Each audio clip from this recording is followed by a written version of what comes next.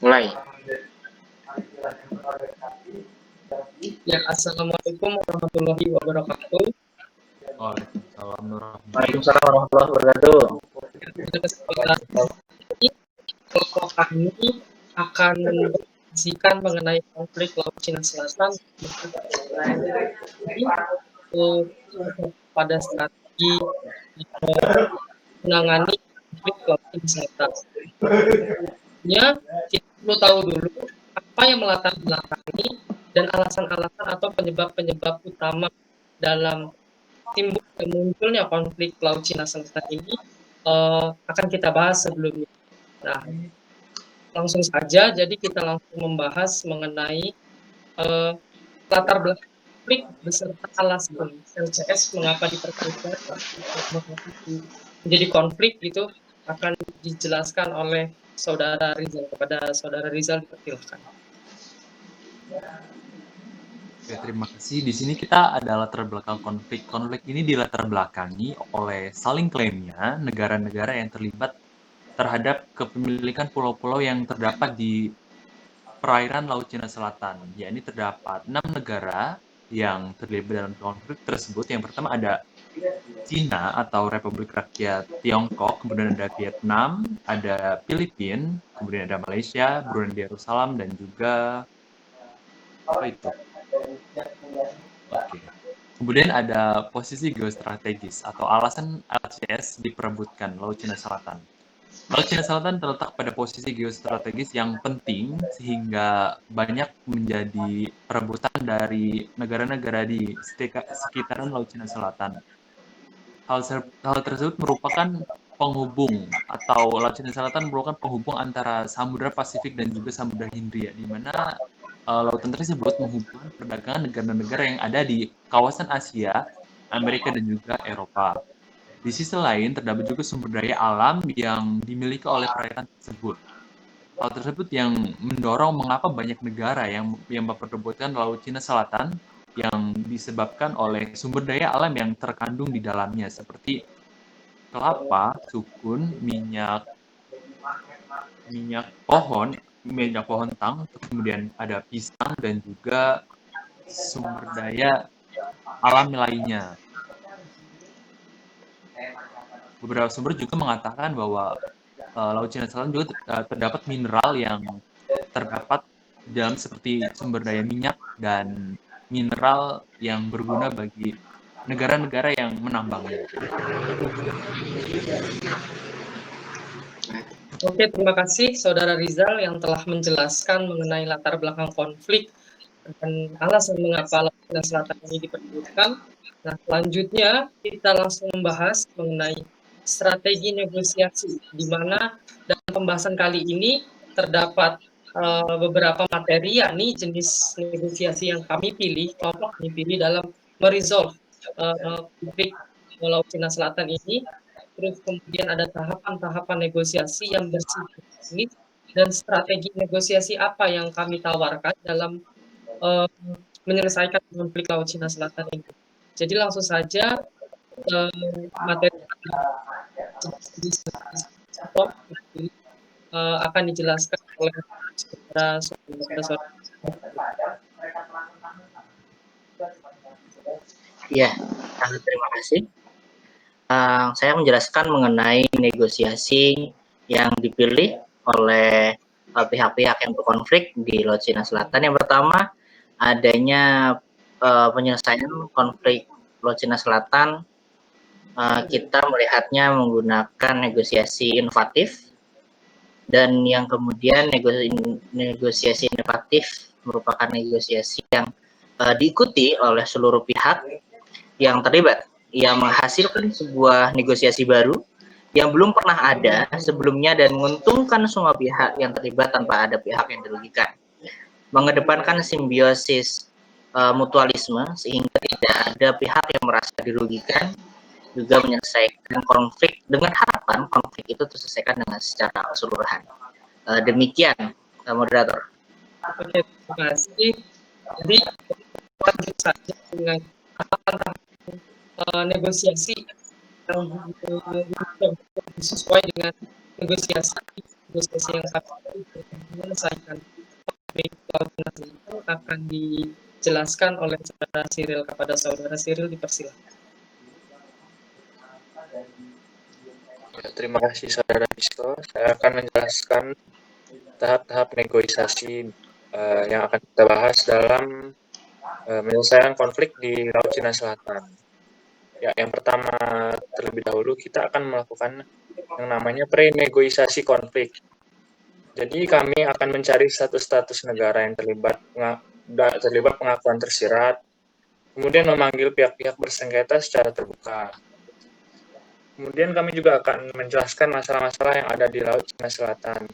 Setelah itu membentuk untuk melakukan negosiasi baru agar mendapat jalan keluar yang saling menguntungkan atau win-win solution.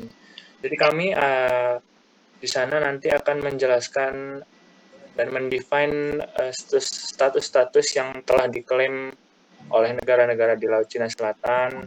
Kemudian kami akan melihat secara letak geografis bagaimana status tersebut, apakah sesuai dengan klaim-klaim atau bukti-bukti yang dimiliki oleh negara-negara tersebut.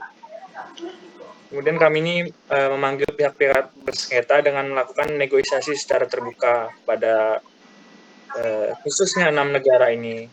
Kemudian tahap lanjutan dari renegosiasi konflik tersebut, kami melakukan perundingan awal tentang persyaratan di mana pihak yang terlibat setuju dalam membicarakan masalah yang substantif atau masalah yang penting. Jadi mereka di dalam negosiasi nanti mereka tidak ada paksaan dan diharapkan untuk menyelesaikan konflik ini mereka dapat berkumpul dalam negosiasi nantinya. Kemudian setelah melakukan perundingan awal, selanjutnya dilakukan negosiasi face to face atau mereka berunding dengan face to face di mana pihak-pihak membicarakan strategi dan taktik untuk mendapatkan kesepakatan yang memuaskan satu sama lain. Jadi tidak ada yang dalam negosiasi ini, tidak ada yang kalah, di mana negara-negara dapat mengurangi egonya dalam negosiasi ini. Jadi kepentingan yang diperoleh adalah kepentingan bersama. Kemudian hasil dari negosiasi tersebut dapat diimplementasikan oleh keenam negara ini. Tentunya dengan kesepakatan-kesepakatan yang sudah disepakati dalam negosiasi tadi, di mana negara-negara semuanya harus mempraktikkan hasil negosiasi tersebut, tidak hanya sebatas perundingan atau pembicaraan semata, tetapi adanya pelaksanaan seperti adanya rules. Dengan adanya rules ini, mereka tidak dapat melanggar perjanjian-perjanjian atau persyaratan yang sudah disepakati dalam negosiasi tersebut. Yang artinya justru ini akan dapat menguntungkan keenam negara tersebut dan tidak ada pihak yang dirugikan. Terima kasih, Bisko. Ya, terima kasih saudara Cyril untuk menjelaskan mengenai tahapan-tahapan negosiasi yang sesuai dengan jenis negosiasi yang kami pilih, yakni negosiasi inovatif. Yang selanjutnya ini adalah poin penting di mana apa isi strategi negosiasi yang kami lakukan dalam menyelesaikan konflik Laut Cina Selatan yang akan dijelaskan oleh saudara dan kepada saudara. Oke, terima kasih Saudara Fisco atas waktu dan kesempatannya. Nah, jadi di sini saya akan memberikan sebuah hasil diskusi kami mengenai bagaimana sih sebenarnya strategi negosiasi yang tepat, efektif, dan mungkin akan menyelesaikan kasus Laut Cina Selatan yang kita tahu memang kasus itu sudah terjadi sangat lama, sudah 10 tahunan lebih, sampai sekarang belum ada kejelasan titik terang bagaimana penyelesaiannya.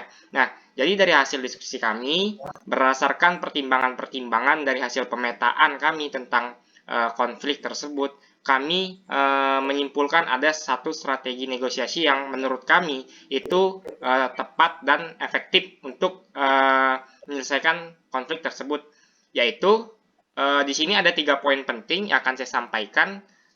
Pertama, bahwa negara-negara yang terlibat dalam konflik Laut Cina Selatan itu harus menuruti keputusan hukum laut internasional terkait pembagian wilayah yang disengketakan.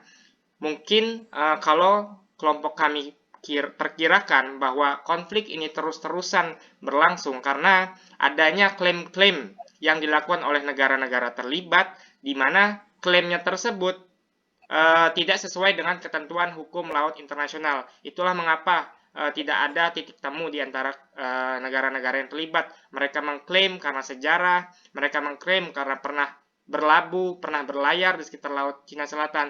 Namun pada kenyataannya, jika dilihat dari hukum laut internasional, klaim-klaim mereka tidak sesuai dengan hukum-hukum yang berlaku. Nah, jadi di sini poin pertama kami menyarankan seandainya kami menjadi pemangku kebijakan ataupun pihak-pihak yang terlibat, bahwa negara-negara harus tunduk dan patuh terhadap keputusan hukum laut internasional terkait pembagian wilayah yang disengketakan. Nah, terus yang kedua, yang pertama tadi kan telah dibagi tuh, telah sesuai dengan hukum laut internasional. Nah, ketika nanti memang ada sisa wilayah ataupun kepulauan yang ada di Laut Cina Selatan, itu harus dimiliki ataupun dibagi di antara keenam negara yang bersengketa. Artinya, keenam negara itu berhak memiliki sisa pulau tersebut tanpa ada ketimpangan satu sama lain. Artinya sama-sama adil. Jadi, sama-sama bebas dalam melewati kepulauan yang tersisa tadi ataupun mengambil hasil sumber daya. Nah, mungkin ketika kami cuma ngasih 2 poin tersebut, mungkin ada salah satu kekurangan mungkin bakal timbulnya suatu konflik baru. Kenapa? Karena bisa saja dari pihak-pihak yang terlibat, jika kita melihat dari redaksi poin kedua, sisa wilayah yang tersisa boleh dimiliki oleh keenam negara yang bersengketa.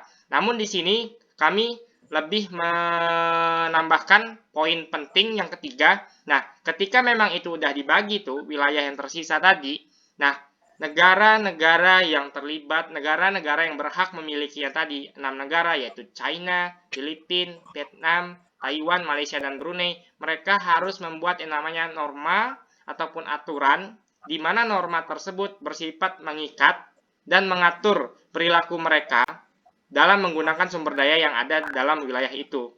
Nah, hal ini kenapa? Hal ini disupayakan agar tidak terjadinya konflik baru. Karena ketika tidak adanya aturan, meskipun itu udah dibagi secara rata untuk semuanya, pasti akan timbul suatu permasalahan yang baru. Mungkin kalau kita nggak usah jauh-jauh melihat, mungkin konflik Laut Cina Selatan ini udah pernah adanya namanya negosiasi, deklarasi. Namun mungkin kekurangan-kekurangan dari deklarasi tersebut tidak adanya peraturan ataupun norma yang mengikat. Nah, jadi di sini kami menganalogikannya seperti ini peraturannya. Jadi tiap 6 negara yang memiliki tersebut memiliki rasa ataupun hak yang sama dalam mengeksploitasi ataupun memiliki sumber daya. Misalkan di dalam 1 tahun itu kami analogikan sedikit, itu masing-masing negara berhak memiliki 100 ton sumber daya. Nah, ketika memang ada negara yang melanggar dan melebihi batas tersebut, itu akan dikenakan sanksi sesuai dengan norma-norma ataupun aturan yang berlaku dan mengikat. Itulah mengapa kami menyarankan strategi negosiasi kami di sini sangat efektif ketika memang diterapkan. Oke, terima kasih Saudara Fisco atas waktunya. Terima kasih atas penjelasan yang sangat informatif.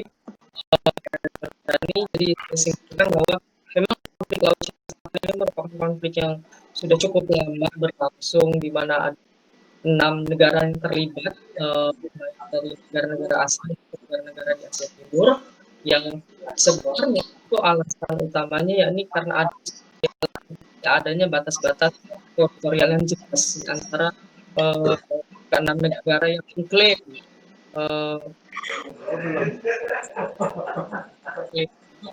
seperti nasional, internasional.